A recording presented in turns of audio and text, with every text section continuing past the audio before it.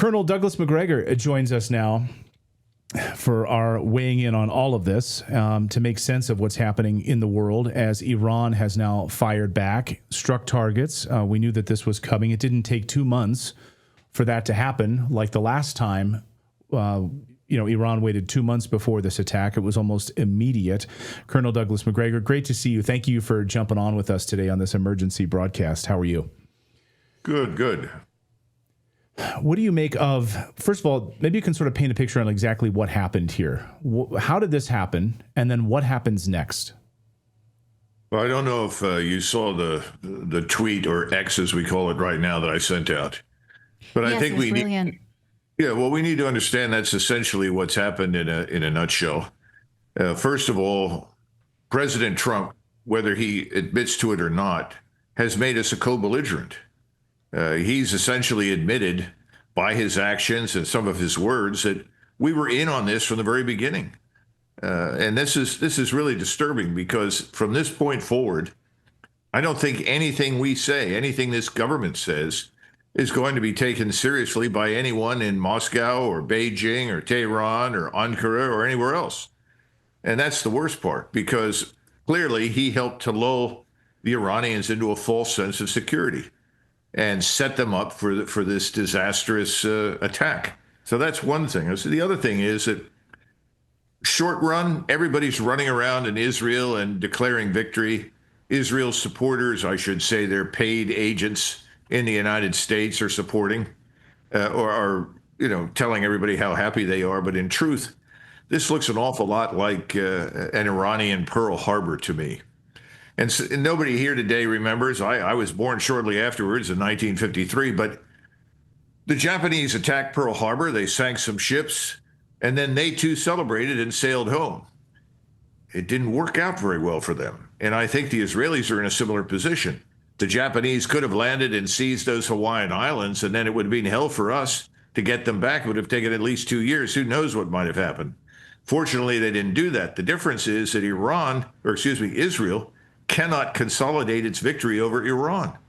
But they're assuming that they'll have help from us, that we will jump in with both feet and rescue them. In the meantime, the Iranians are firing all of their older missiles. And by older missiles, I mean old technology. And the old technology is being shot down, which is the goal. They want the Israelis to waste all of their inventory on these old missiles before they start using the really high-end, devastating material. So I think this is just the beginning. The other part of this is that we're now going to see the rest of the world sort of link arms around Iran. Because if you're sitting in Moscow or Beijing or Ankara or anywhere else, and you see what's happening to Iran, you say, well, look, if we don't stand by these people, inevitably we'll be next. We'll just be one more dead name on the list, like Gaddafi. So I think all in all, this is a catastrophe for Israel. But in the meantime, it looks wonderful for Israel, or at least that's what their supporters and agents in the United States want everybody to think. Now, I think that there will be people who say, look, you supported Trump and this is happening. What I would say to that is we were speaking out against the war machine that was the Democrats. And Trump was the only space between full-on war that the Democrats were not going to stop Israel from doing this. It might have happened 6 weeks ago if they were in power. But I do feel like this is a betrayal of Donald Trump. This is something that Tucker had said. It would be a major betrayal of his supporters. And so would Trump have played Bibi's game knowing that we trusted him? Yes. He would not be in the White House today if it were not for wealthy billionaires that support Israel and support Bibi Netanyahu, who funded his campaign and put him into the White House. I think he knew from the beginning that once he saddled up with the likes of Miriam Adelson and a whole range of others that fall into that category, that he was going to have to do their bidding. Remember, he's been down this road before. In 2019, in June, we came close to doing something very stupid with Iran, and Donald Trump said no. He walked away from it. This was the Global Hawk that was shot down on the edge of the air defense zone in Iran. Well, he was still a free agent. I don't think he is anymore. I think he's entirely dependent on the lobby as well as on the usual class of suspects. I mean, I'm tired of this Republican versus Democrat bit, Natalie. I just think it's a uniparty. We need to come to terms with the reality. We're not represented. Yeah. Yeah. You know, I mean, not to talk about like our personal lives or anything, but it was, you know, up late last night, very difficult time sleeping. You know, Natalie having trouble sleeping. You know, you thinking about how is this going to affect the United States of America? I don't see in any way. Maybe you could explain to me how exactly any of this benefits the United States of America. I want to put up a slate here. I think, Philip, if we have this is a slate of all of these senators. Look at this. And members of Congress. All of these people, almost immediately, we stand with Israel. We stand with Israel. We're praying for Israel. Join me in praying for Israel. These are all members of Congress. Senator Katie Boyd, Representative Darrell Issa, every one of them, lockstep, praising Israel, God's chosen people. Glenn Beck tweets, you know, we're praying for Israel. On and on and on the list goes. So how is this going to affect the United States of America? Well, of course, looking towards tomorrow when we're hearing about there's Iranian sleeper cells. I'm just worried about false flag attacks. My wife is worried about young men being drafted into war to fight in this boondoggle of a war. What do you think we're going to see? I think the first thing we do have to consider very carefully is that whenever you have these kinds of crises, there's almost an immediate alliance overnight between criminality, ideologues, terrorists, and corruption. They all tend to cooperate very effectively. Many years ago, people were shocked to discover that Islamist terrorists were cooperating with members of the IRA in order to achieve their aims. This is back in the 90s. Well, that's what you're going to see happen here in the United States. Remember, we've got probably 30 million people came into the United States under the last administration about whom we know absolutely nothing. We have no idea what they think, where they've come from. We don't even know where most of them are. You've heard Tulsi Gabbard make that statement publicly. And she's also pointed out that we see a lot of evidence in Mexico and in the United States that these groups of people that came in illegally are using tactics reminiscent of what we saw in the Middle East when we had troops on the ground in Iraq and Afghanistan. So I think we have to bet that we're going to see trouble. Just look at Los Angeles. Los Angeles has an estimated 1.2 million illegals in it.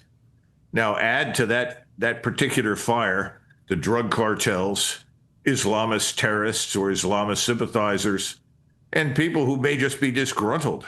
You know, somebody who stands on the sidewalk and you hand him a $50 bill and said, by the way, here's a Molotov cocktail, go around the corner and throw it at the police. This is what we're dealing with at every level. We have nuclear power generation systems. We have power grids all over the country. You know, along with shopping malls, we have military installations in many states that are not really that secure, that are not heavily guarded. Anything is possible, and I see almost no good news on the horizon. And I do worry about the parade tomorrow. And I was in the Army for most of my adult life. I love the Army, and I'm glad that people are recognizing it's 250 years since the Army was first formed. But this does worry the hell out of me because nobody in that parade is interested in harming anyone. They are simply marching as part of the tribute to this 250-year history. But I don't know what's going to happen. You know, if past is prologue, what will happen is that someone like me will pick up a book in 20 years and say, oh, that was all a lie? That's me reading Scott Horton's book and saying, gosh, but we have a voice that we didn't have before.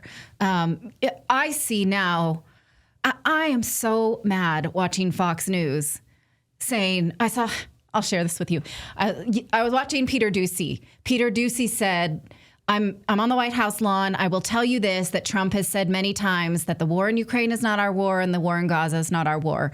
And Hannity goes, bye, Peter, bye. Cut him off. Because there was this indication that maybe Trump doesn't want these wars, and they cut him off. And it's full on that this was justified. And so now we see no space between the leftist and the right media at all. It's a war to sell.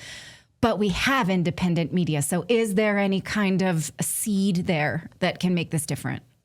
Well, I think you have chaos media. In other words, lots of different places, but they all tend to peddle the same narrative. I can turn on MSNBC and hear what you hear on Fox these days. I think you and people like you represent the alternative. What we don't have are big, powerful platforms that are adequately funded. Where are the billionaires that actually care about the country? We've got lots of billionaires who are hopelessly devoted to Israel and devoted to this idea that the world is a better place when we're bombing people everywhere. Those people are willing to spend their money to control the narrative and to disseminate what they want. We need people who are simply interested in the truth. We don't have what I would call authority media. You used to be able to turn on the television during the Vietnam War, and when Walter Cronkite came on in 1968, and he said, or 69, after the Tet Offensive, he said, it's time for us to get out of Vietnam. This isn't working. It doesn't make sense. People are dying pointlessly. It's time for the government to find a way out. Well, everybody believed him because he was truthful. We didn't expect him to lie to us about anything, and he didn't. What have we got now? Well, we've got you, Natali, and we've got a lot of other good people, but we don't have the power behind you.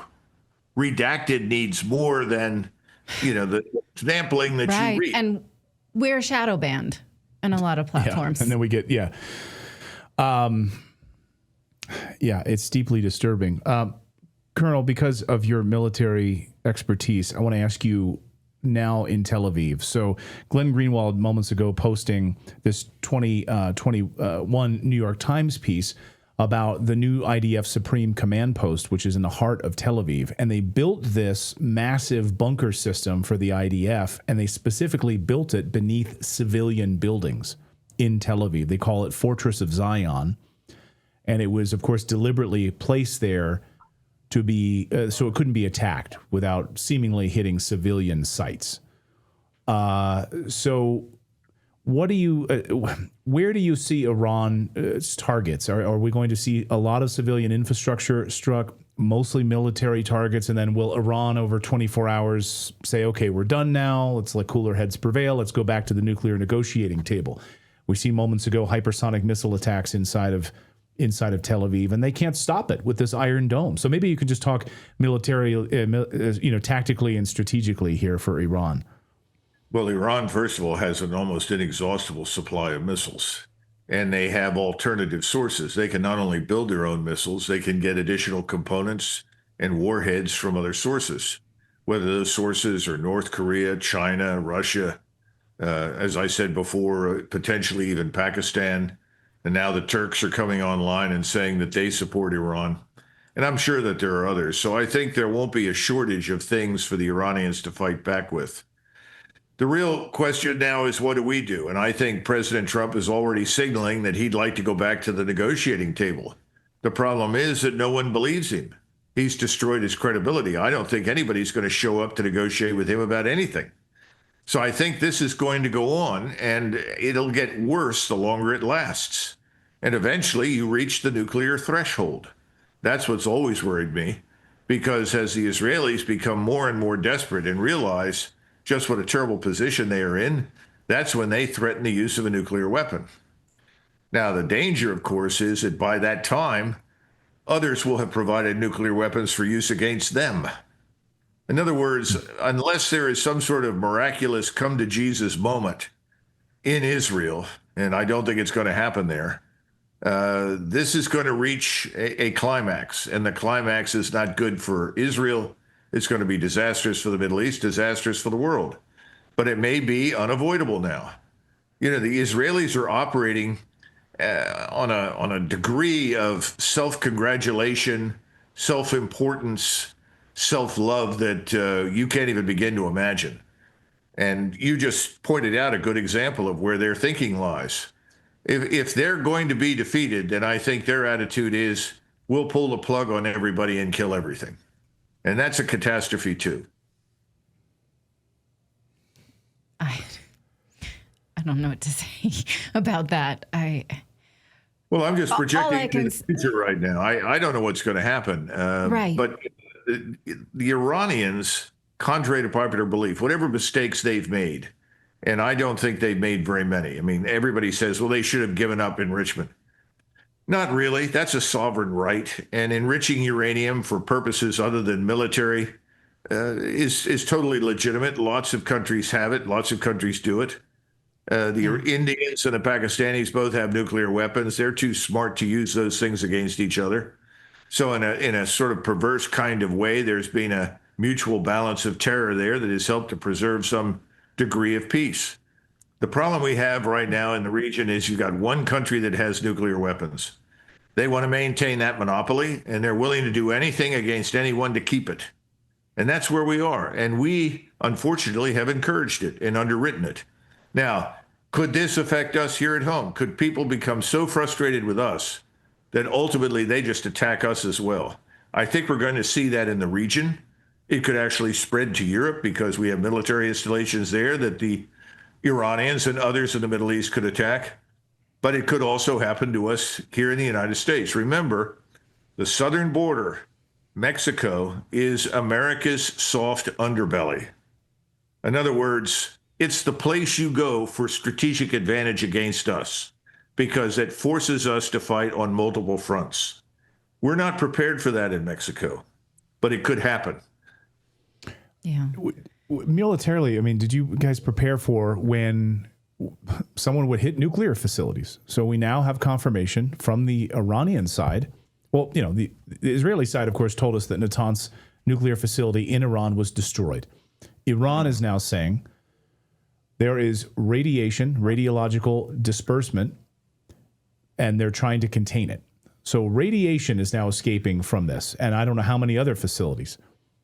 I mean, what are we talking about here, Colonel? I mean, well, you could nuclear fallout across. That will also bleed into Qatar, which has been trying to mediate our peace talks, which was supposedly an ally. Well, Natanz, of course, is a facility that was not very deeply dug in. It's also a smaller facility. That doesn't mean it's any less disturbing what you're describing. And Iranians are talking about evacuating up to 1 million people to get them away from the Natanz facility. I don't see any evidence that the Israelis care at all about that. In fact, they may be celebrating it. And that's part of the... No, in fact, the Zionist line is we love the Iranian people. We're only against the regime. We want to free you, in fact, from life with cancer. Yeah, right. Well, I wouldn't place too much value on that statement. I don't think the Iranians care, the Israelis care at all. In fact, their real goal has always been the destruction of the Iranian state because they equate the Iranian state with their existential threat. That to them, that's the ultimate threat. And I was over there in 2020, and I told them that I didn't agree with that I thought of all the various Muslim states they were dealing with, the Iranians were the most amenable to negotiations. But I think the Iranians have taken a position, either you do what we say or you have to die. Now they're facing the Turks. And the Turks, in my judgment, are infinitely more dangerous in the long run to Israel than the Iranians ever were, because the Iranians aren't going to invade anybody. The Iranians don't want to project power anywhere. The Iranians aren't building bases around the world. The Turks, on the other hand, they can project power.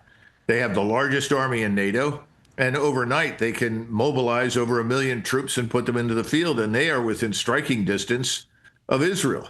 And when you get that close to Israel, can you use a nuclear weapon right on your border against the Turks? I don't think so, because then you put your own population in the position where the Iranians are now with Natanz. I just don't think the Israelis have thought this through carefully, for all their self-love and claim of intellectual superiority or supremacy, and they are very intelligent, skilled, and talented people. I don't think they've thought it all through.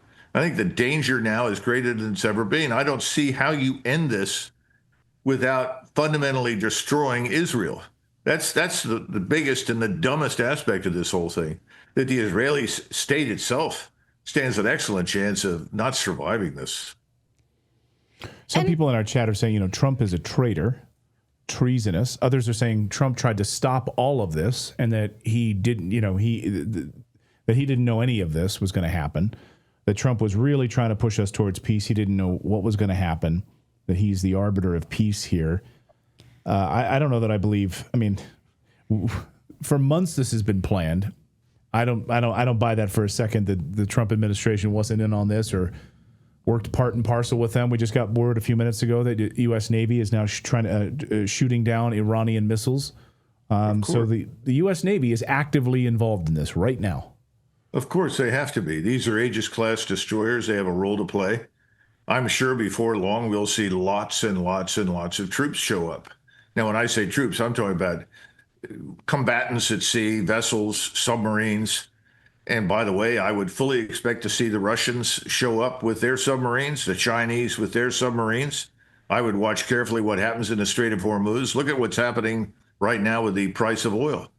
And that's the tip of the proverbial iceberg. I mean, inflation is going to skyrocket. In other words, whatever Trump was trying to do that made sense could easily be destroyed by all of this. Well, Colonel Macgregor, thank you so much for your time. And, you can take a victory lap. You've been saying this is escalating for a long time, probably with no pleasure. But that's the reason we rely on your expertise. So thank you so much. And again, yes, as soon as I saw your brilliant tweet about this is a Pearl Harbor moment, we know we're in for the long haul. This is not a blip in the history of modern civilization. So please follow him for his analysis online. And we will be talking a lot, I'm sure, as this continues to escalate. Thank you so much for your time. Thanks, Colonel. Great to see you. Thank you. Bye-bye.